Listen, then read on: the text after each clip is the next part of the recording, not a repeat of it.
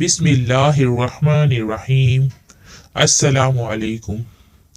اپنا ذاتی مکان ہر انسان کی خواہش ہوتی ہے اور یہ اللہ تعالیٰ کی سب سے بڑی نعمت ہے۔ ہماری دعا ہے کہ اللہ تعالیٰ سب کو اپنا ذاتی مکان دے، اور جن کے ذاتی مکان ہے اور وہ چاہتے ہیں کہ دوسرا بڑا گھر ہو تو وہ بھی یہ وظیفہ کر سکتے ہیں، اور جن کرائے کے گھر میں رہتے ہیں وہ بھی اگر اپنا ذاتی مکان چاہتے ہیں تو وہ بھی یہ وظیفہ کر سکتے ہیں۔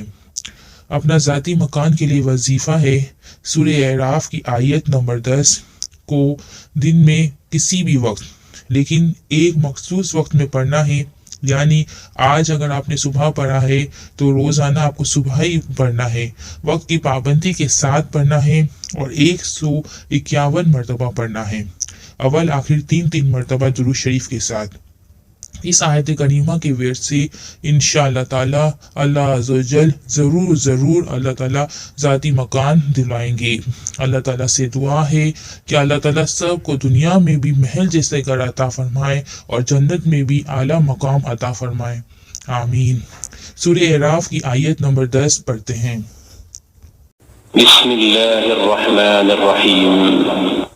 شروع اللہ کے نام سے جو سب پر مہربان ہے، بہت مہربان ہے۔ وَلَقَدْ مَكَّنَّاكُمْ فِي الْأَرْضِ وَجَعَلْنَا لَكُمْ فِيهَا مَعَائِشَ قَلِيلًا مَا تَشْكُرُونَ۔